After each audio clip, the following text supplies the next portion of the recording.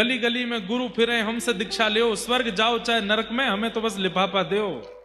ऐसे गुरु हैं। पर हमारी आपसे प्रार्थना, पहली बात, सीधे गुरु मत बनाइए। कुछ दिन वाणी का संग कीजिए, वचनामृत सुनो। और आप पूछेंगे कि वाणी में क्या सुने? वाणी से अनुभव कीजिए कि आपके चित्त के संशयों का समाधान होता है कि नहीं। और दूसरी विशेष बात, इनकी वाणी सुनकर के मुझे भगवत साक्षात्कार की अनुभूति होती है कि नहीं। ठाकुर जी के प्रति अगर सामीप्य बढ़ रहा है, गलत मार्ग त्यागने की चित्त में इच्छा हो रही है, अपने जीवन को सुधारने का मन बन रहा है, अगर किसी की वाणी सुन करके, किसी का दर्शन करके, किसी के संग रह करके अपने दोषों को दूर करने की चित्त में इच्छा प्रकट हो रही है, तो समझो वो गुरु, और तब उनसे दीक्षा ग्रहण करो। लेकिन गलती हो गई, जल्दीबाजी में दीक्षा ले लिए, अब बाद में पता चला कि गुरु जी तो ऐसे ही हैं, तब क्या करें? तो ये बात मन में लानी ही नहीं है कि गुरुजी ऐसे ही हैं। हमारे गुरुजी जैसे भी हैं सर्वोपरि। आप अपनी निष्ठा प्रगाढ़ कर लो। अगर गुरु अपनी गुरु स्थिति से गिर भी गया होगा, ठाकुर जी उसको संभाल लेंगे आपके शिष्यत्व से।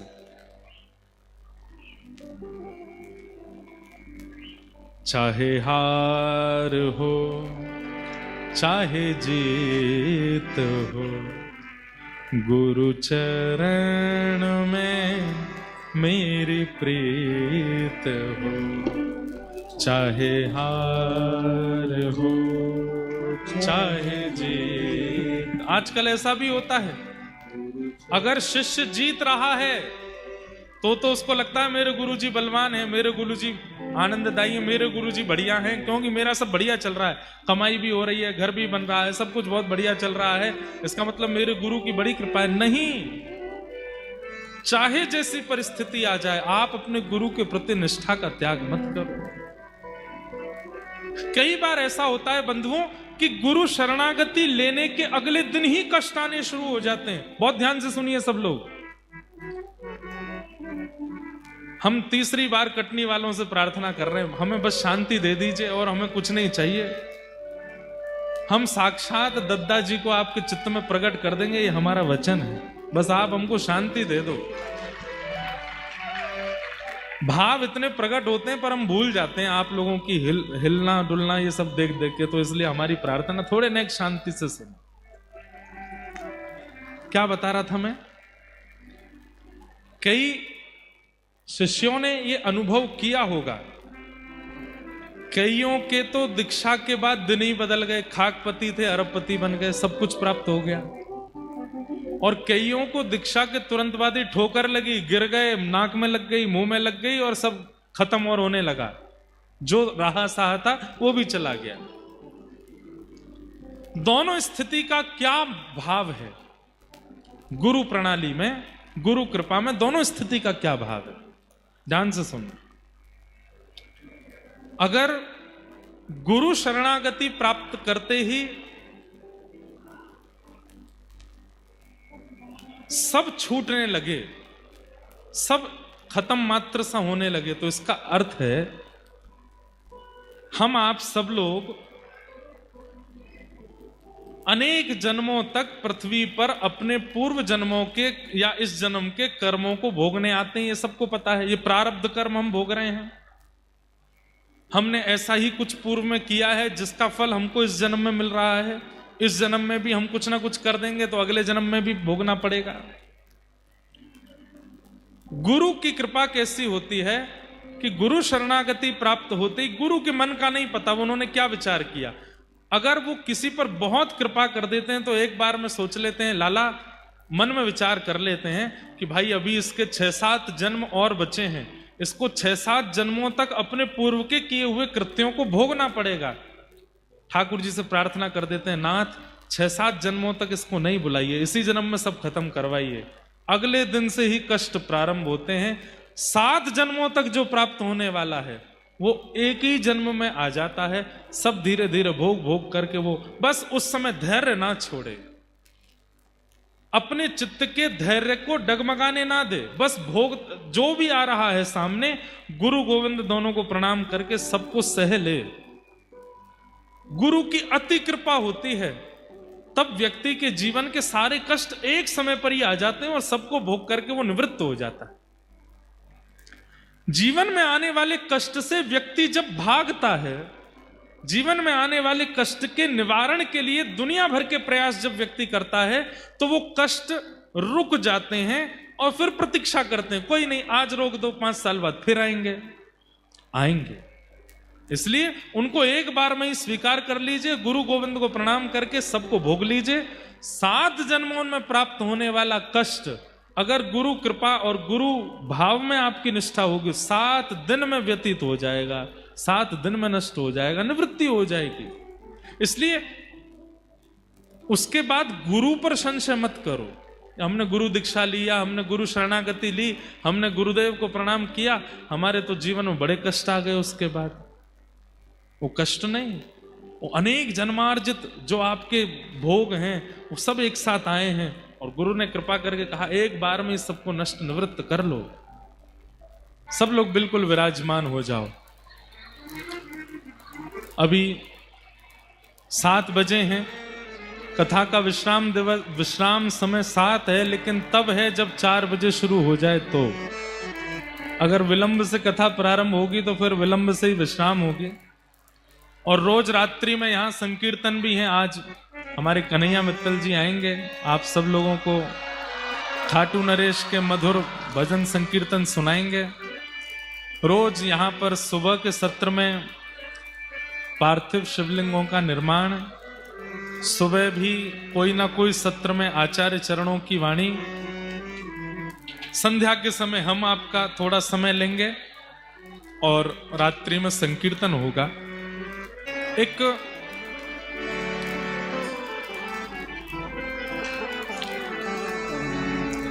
आप ही के रीवा खंड में जबलपुर के पास में एक स्थान है। मैं वहां पिछली बार जब जबलपुर आया था तो दर्शन भी करने गया था। स्थान का नाम गड़ा है और वहां श्री सेवक जी महाराज का स्थान है। एक बात आप सबको माननी पड़ेगी कि हमारे वृंदावन के यश को गाने वाले ज्यादा तक मध्य प्रदेश के लोग हुए। आज पूरा विश्व वृंदावन जाता है, वृंदावन की रस भक्ति से सब लोग आनंदित होते हैं। श्री राधा रानी का, ठाकुर जी का सबसे ज्यादा यश गाने वाले जो प्रसिद्ध भक्त हुए वो सब मध्य प्रदेश से ही हुए। उनमें से एक नाम है सेवक जी का, जो जबलपुर के पास में विराजे। बहुत सावधानी से सब लोग कथा श्रवण करो। बहुत अच्छा चरित्र है सेवक जी का। तो आपका मूल नाम था श्री दामोदर दास और आपके साथ में ही आपके एक मित्र थे, उनका नाम था श्री चतुर्भुज दास। दामोदर दास जी और चतुर्भुज दास जी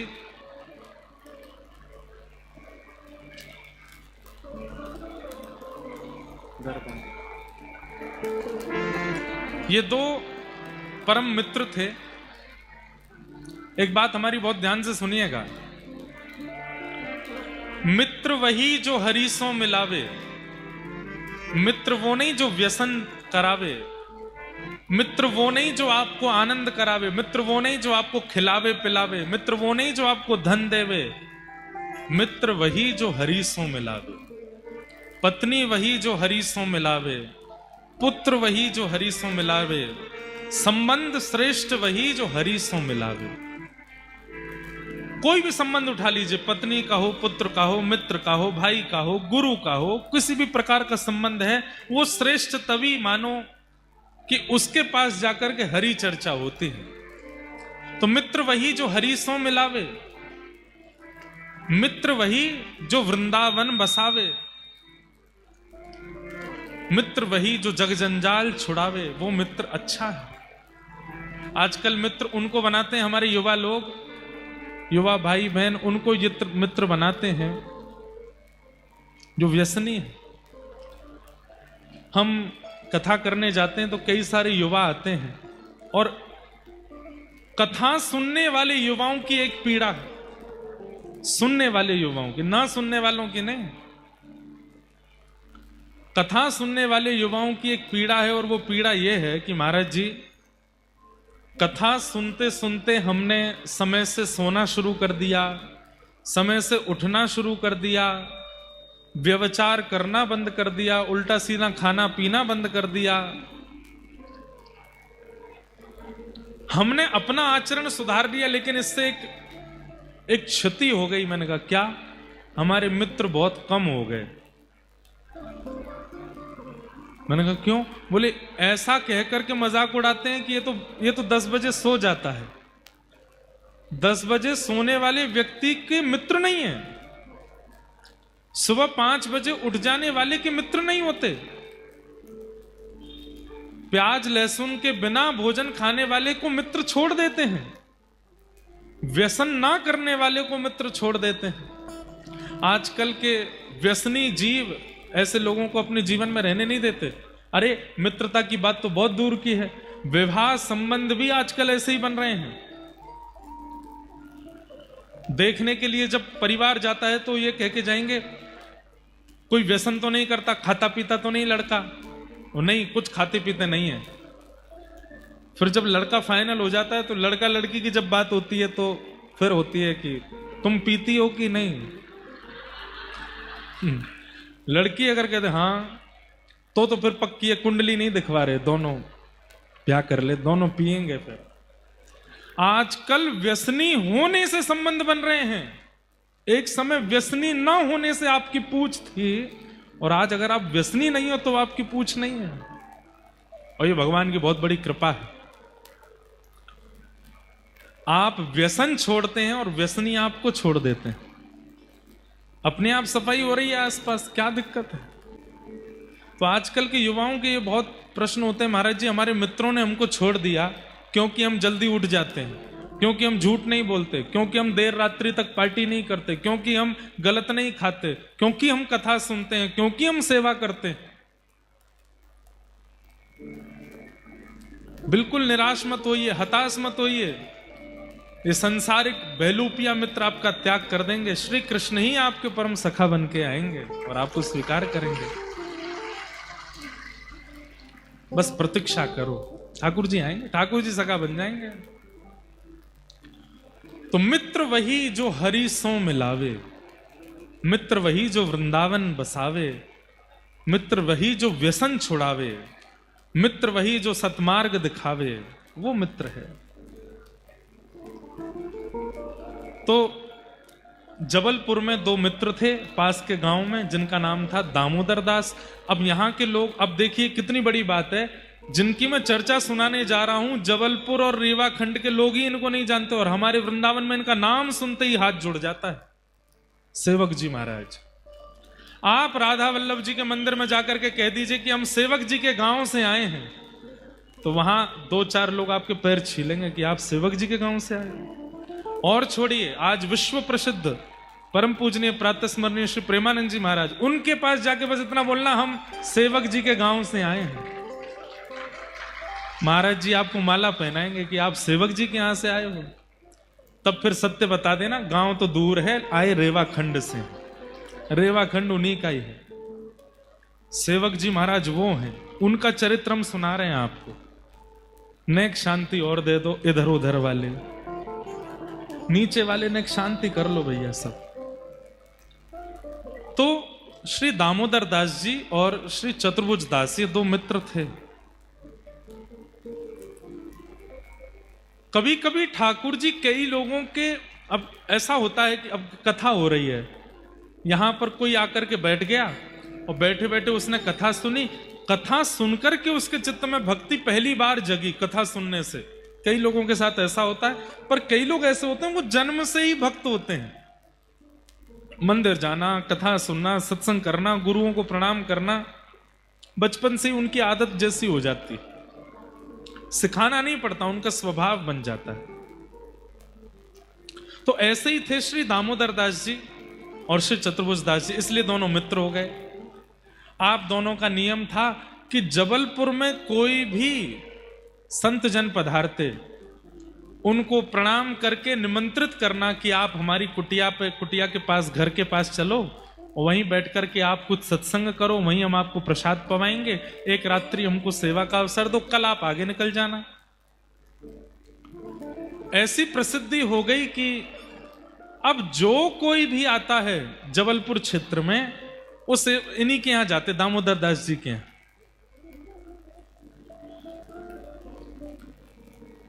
एक बार वृंदावन से कुछ महापुरुषों का आगमन हुआ।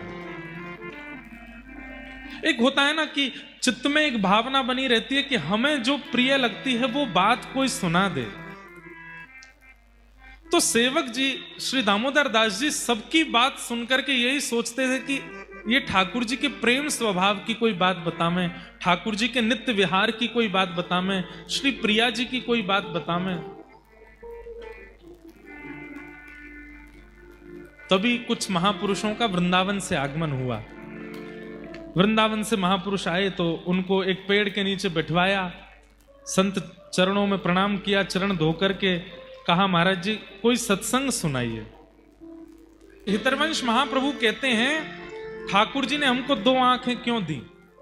एक आंख से भी देखा जा सकता था, फिर 2 क्यों दी? तब महाप्रभु जी श्री हितरवंश महाप्रभु कहते हैं, ताकि एक नेत्र में श्याम सुंदर विराजें और दूसरे नेत्र में किशोरी जी विराजें। 2 लोग आवेंगे तो द्वार बड़े होने चाहिए ना, इसलिए भगवान ने हमको 2 द्वार दिए ताकि दोनों विराजें। अकेले ठाकुर जी होते तो एक आंख से भी काम चल सकता था, पूरी दुनिया एक आंख से भी देखी जा सकती, पर 2 नेत्र क्यों? क्योंकि हम जिनका दर्शन करते हैं वो युगल हैं, और दोनों युगल को प्रवेश कराने के लिए द्वार बड़े होने चाहिए, 2 होने चाहिए। जैसे कईयों के घरों में एक ही किवाड़ होती है, एक ही गेट खुलता है, वहीं से घुसते हैं। कई लोग घरों में ऐसे होते हैं, 2 गेट खुलते हैं। तो ऐसे ही भगवान हितरवंश महाप्रभु कह रहे हैं, ये 2 गेट है, दोनों खुलते हैं, तब युगल अंदर प्रवेश करते हैं। से ये पद गाया, ये पद सुनते ही श्री दामोदर दास जी के नेत्रों से अपने आप आंसू गिरने लगे, और ये पद सुनते ही उनके नेत्रों से अविरल अश्रुधार गिरने लगी, और बस वो जो प्रवचन कर रहे थे उनकी बस प्रतीक्षा कर रहे थे, ये विश्राम कब लेंगे, मैं इनसे पूछूं कि मुझे ये रस कहां मिलेगा।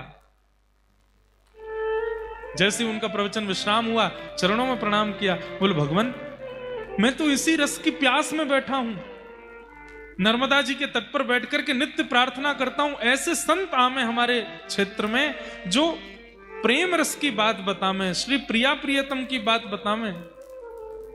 आज मैं धन्य हो गया, मुझे बस ये बता दीजिए ये रस कहां से आया है।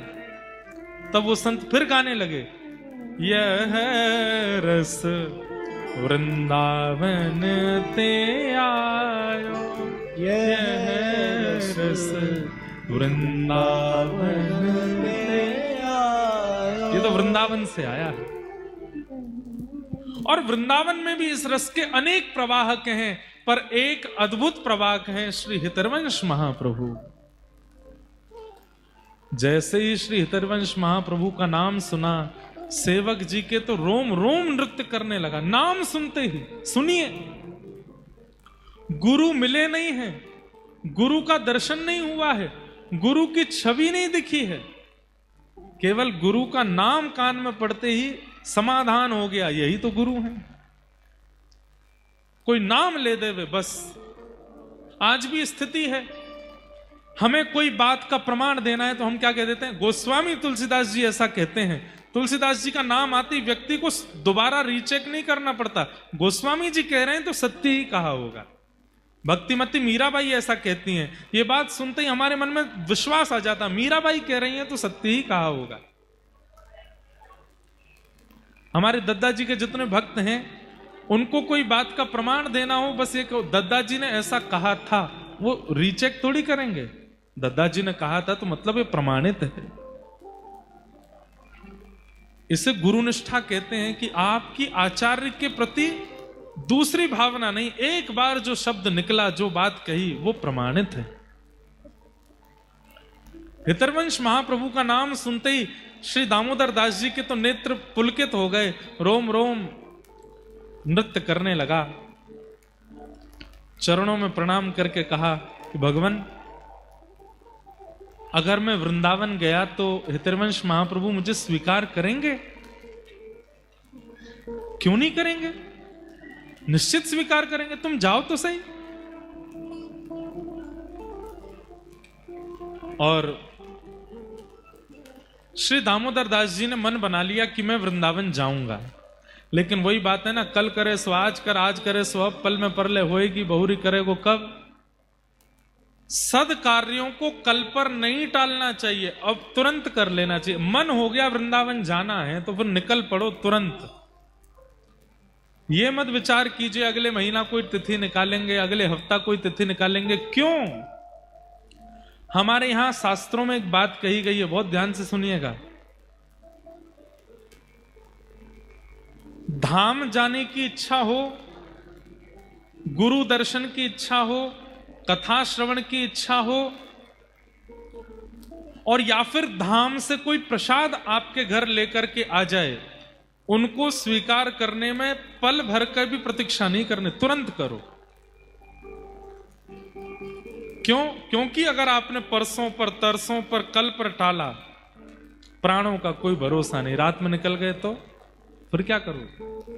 इसलिए हमारा नियम ऐसा है, कोई जगन्नाथपुरी से प्रसाद लावे, कोई द्वारिका से प्रसाद लावे, कोई कह दे कि महाराज जी वहां से प्रसाद लाए हैं, तो 100 काम कर रहे हो, 1000 काम कर रहे हो, कथा भी कर रहे हो, और कोई आके कहे जगन्नाथ जी का प्रसाद है, तो हम मंच पे बुलाते हैं, आओ पहले प्रसाद का एक तिनका ले लेंगे, फिर कथा आगे बढ़ाएंगे। क्यों? हमने उसको कह दिया मैंने रखे रहो, थोड़ी देर बाद पाते हैं, और प्राण निकल गए तो नहीं पा पाए तो बस यही एक चूक हो गई। दामोदर दास जी ने मन में विचार किया मैं कल निकलूंगा वृंदावन के लिए, और अगले दिन ही आपके जो सखा थे चतुर्भुज दास जी, उनके घर में कोई ऐसी घटना या ऐसी कोई योजना बनी कि 3 महीने तक जबलपुर से बाहर नहीं जा सकते। तो उन्होंने ऐसा संकेत समझा कि ठाकुर जी आज्ञा कर रहे हैं कि 3 महीना अभी वृंदावन मत आओ, तभी यह घटना घटी है। और 3 महीने तक वो वृंदावन नहीं गए। 2-2.5 महीने ही निकले थे, तभी उन्हीं संत का दोबारा जबलपुर आगमन हुआ। दामोदर दास जी दौड़ करके गए, बोले भगवान भगवान बड़ी कृपा, आप पधारे। वो जिनका आपने नाम लिया था ना, हितरवंश महाप्रभु, मैंने उनको देखा नहीं, मैं वृंदावन जा ही नहीं पाया। 3 महीने की ऐसी कोई योजना है, अभी मैं नहीं जा सकता हूं वृंदावन, पर मुझे उनमें बड़ी निष्ठा है, उनकी कोई बात सुनाइए ना, बस कुछ ही दिन रह गए, फिर मैं वृंदावन जाऊंगा, उनसे दीक्षा ले लूंगा। ये सुनते ही वो महात्मा भावुक हो गए और बोले भैया अब तो देर हो गई, हितरवंश महाप्रभु जी अब अपने शरीर से दर्शन नहीं दे रहे हैं, वो प्रस्थान कर चुके। उस समय ऐसी स्थिति हो गई दामोदर दास जी की, 2 महीने से रोज चिंतन कर रहे हैं, और बिना गुरु मंत्र के ही गाते थे, प्राण हरिवंश जीवन हरिवंश, प्राण हरिवंश जीवन हरिवंश।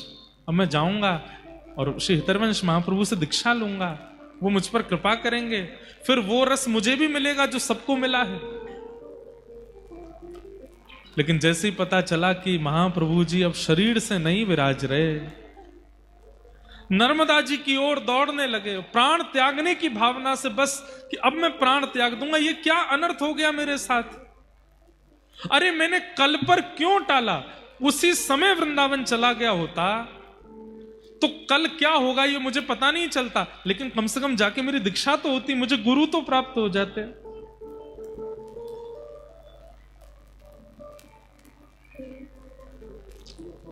तभी उन संत ने कहा देखो हितरवंश महाप्रभु तो नहीं है वहां पर, लेकिन उनके पुत्र वनचंद्र जी हैं, तुम चाहो तो उनसे दीक्षा ले सकते हो, वही रस, वही परंपरा, वही भावना सब आपको तुमको वहां से प्राप्त हो जाएगी।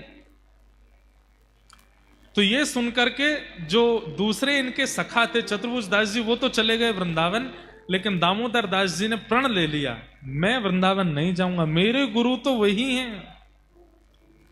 और नर्मदा जी के तट पर दोनों भुजा ऊपर करके बैठ गए और बोले मैं आज प्रतिज्ञा लेता हूं अगले 10 दिन तक आकाश को साक्षी मानता हूं, वायु को साक्षी मानता हूं, जल रूपी नर्मदा जी को साक्षी मानता हूं, आप सब प्रकृति की साक्षी मानता हूं और आप सबसे प्रार्थना करता हूं, मेरे गुरुदेव श्री हितरवंश महाप्रभु जी जब तक नहीं आएंगे मैं दीक्षा नहीं लूंगा, और 10 दिन में अगर उनका प्राकट्य नहीं हुआ तो मैं अपने शरीर का त्याग कर दूंगा। और दोनों भुजा ऊपर उठा करके सूर्य की ओर दृष्टि करके श्री दामोदर दास जी नर्मदा जी के तट पर बैठ गए। इसे कहते हैं गुरु निष्ठा। 4 दिन बीते, भुजाएं ऊपर हैं, बस नेत्रों से अविरल अश्रुधार गिर रही है, ना कुछ खा रहे हैं, ना कुछ पी रहे हैं, ना कुछ प्राप्त कर रहे हैं, बस मेरे गुरु प्रकट हों, मेरे गुरु। और किसी ने उनसे कहा, गुरु जी एक बार जाने के बाद नहीं आते। ध्यान से सुनिएगा, किसी ने उनसे कहा कि गुरु जी एक बार चले जाने के बाद, शरीर से अदृश्य होने के बाद दोबारा नहीं आते। तो सेवक जी महाराज बोले, दामोदर दास जी बोले, क्यों? ठाकुर जी तो बार बार प्रकट होते हैं। प्रहलाद के लिए प्रकट हुए, ध्रुव के लिए प्रकट हुए, मीराबाई के लिए प्रकट हुए, सूरदास के लिए प्रकट हुए। भगवान जब इतनी बार प्रकट हो सकते हैं तो मैं जिन गुरु को भगवान के समान मानता हूं वो दोबारा प्रकट क्यों नहीं हो सकते? वो भी प्रकट होंगे। और यदि वो प्रकट नहीं हो सकते तो फिर शास्त्रों में गुरु साक्षात परब्रह्म क्यों लिखा है? गुरु को अगर परब्रह्म कहा है तो परब्रह्म तो अनेक बार प्रकट होता है। शरीर से एक बार जाने के बाद उनका पुनः प्राकट क्यों नहीं हो सकता? और मुझे मत समझाइए, मैं अपने गुरु को परब्रह्म मानता हूं, और परब्रह्म एक बार नहीं आता, अनेक बार आता है अपने शिष्यों के लिए। और मेरे गुरु आएंगे। और पुनः भुजा उठा करके फिर से तप में बैठ गए, अन्न जल सब छोड़ दिया, पूरी प्रकृति को साक्षी बना दिया कि आप लेकर के आओ मेरे गुरु को। बंधुओं, आज भी जाइएगा जबलपुर के पास गणा में, आपको वहां अनुभव होगा। वहां के किसी आचार्य से पूछ लीजिएगा तो वो आपको दिखाएंगे। साक्षात यमुना जी प्रकट हो गए, साक्षात वृंदावन प्रकट हो गया, साक्षात मयूर कोकिल करने लगे, वृंदावन की सघन कुंज प्रकट हो गई। राधे श्याम राधे श्याम राधे श्याम का कीर्तन गुंजायमान होने लगा। श्री वृंदावन बिहारी लाल, श्री राधा वल्लभ लाल, श्री राधा रमन लाल, जितने वृंदावन के ठाकुर हैं सब प्रकट हो गए। और सबके बीच में हितरवंश महाप्रभु प्रकट हो गए और सामने आकर के खड़े हो गए सेवक जी के। उनका नाम सेवक जी बाद में पड़ा, अभी तो दामोदर दास। और प्रकट होकर के हृदय से लगा लिया, तुम्हारी भक्ति से मैं बहुत प्रसन्न हूं, तुम्हारी निष्ठा से मैं बहुत प्रसन्न हूं। और संपूर्ण दीक्षा प्रदान की, मंत्र प्रदान किया, तिलक प्रदान किया। और हित चतुरासी जी, जिनका पाठ हित संप्रदाय में होता है, वो चतुरासी जी प्रदान की। और कहा, अब तुम्हारी दीक्षा हो गई, अब तुम प्रेम से विराजो।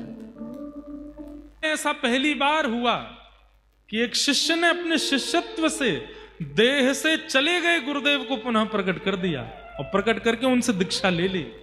और दीक्षा देने के बाद हितरवंश महाप्रभु फिर प्रस्थान कर गए। आज भी गड़ा में जहां प्रकट हुए महाप्रभु जी, वहां पे आज भी यमुना जी हैं, ऐसा बताते हैं, यहां यमुना जी हैं।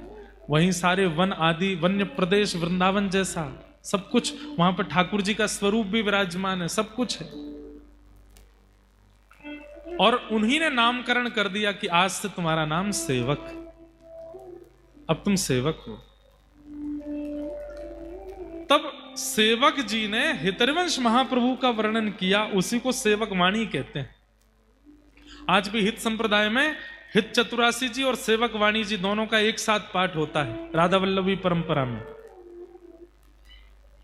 ये यश वृंदावन पहुंच गया, और वृंदावन में सबको पता चला कि हितरवंश महाप्रभु अदृश्य होने के बाद फिर प्रकट हो गए जबलपुर के पास में। किसके लिए प्रकट हुए? बोले दामोदर दास जी के लिए हुए, और उनका नाम सेवक जी रखा। तो हितरवंश महाप्रभु जी के पुत्र श्री वनचंद्र जी ने पत्र लिख करके भेजा और कहा कि हे सेवक जी, आप वृंदावन पधारो, और जिस दिन आप पधारोगे मैं राधा वल्लभ लाल जी की तिजोरी के, राधा वल्लभ लाल जी के गहनों को वृंदावन वासियों के लिए लौटाऊंगा। जिस दिन आप आओगे, आप पधारो। सेवक जी ने मन में विचार किया, मेरे जाने से अगर ठाकुर जी के रत्न जवाहरात लौटाने पड़ेंगे तो मैं नहीं जाऊंगा। कितने महीनों तक गए नहीं उसके बाद वृंदावन, क्योंकि अब चित्त में वृंदावन प्रकट हो गया है।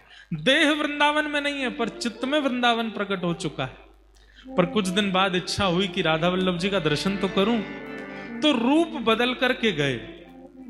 ऐसा रूप बना के गए कि वृंदावन में किसी को पता ना चले कि सेवक जी आ गए।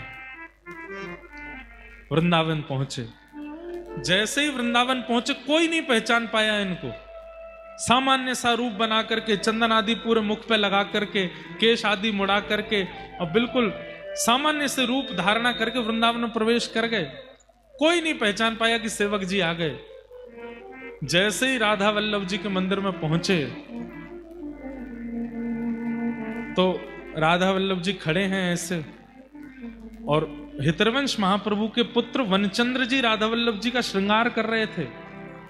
और तभी राधा वल्लभ जी के नेत्र जो अचल हैं, जो एक ही तरफ देखते रहते हैं, वो मटकने लगे ऐसे। इधर उधर ठाकुर जी अपने नेत्र मटकाने लगे। जैसे ही नेत्र मटके तो वनचंद्र से सावधान, जय जय, कहा भयो, आप अपने नेत्र क्यों मटका रहे हो? तो सामने दर्शनार्थी खड़े थे, ठाकुर जी इशारा करें, बोले कौन? तब धीमे से स्वर निकला राधा वल्लभ जी का, सेवक जी आए हैं। पीछे मुड़ करके देखा, सेवक जी आए हैं, हमारे सेवक जी आए हैं, हमारे हितरवंश महाप्रभु को पुनः प्रकट करने वाले सेवक जी आए, कहां हैं? सब एक दूसरे का मुंह देखने लगे। तभी संकोच में सबसे पीछे खड़े थे, हाथ जोड़ करके सबने दंडवत प्रणाम किया, सेवक जी को जय जयकार करने लगे, सेवक जी महाराज की जय, सेवक जी महाराज की जय। नेत्र सजल हो गए। जाकर के पूछा वनचंद्र जी से, हे वनचंद्र जी, आपने मुझे तो कभी देखा नहीं, आपको कैसे पता कि मैं आया? बोले भैया, गुरु ठाकुर का परिचय देता है, पर आज पहली बार ठाकुर गुरु जी का परिचय दे रहे थे। ठाकुर जी कह रहे थे, वो खड़े पीछे। राधा वल्लभ जी नेत्र मटका मटका के बता रहे थे कि सेवक जी आए हैं। इससे हमें पता चला कि आप आए। बोले भगवान, मैं तो केवल इस संकोच में था कि आपने कहा था कि आप राधा वल्लभ जी का रत्न लुटाओगे, मेरे आने से रत्न नहीं लुटाने चाहिए, इसलिए मैं संकोच कर रहा था।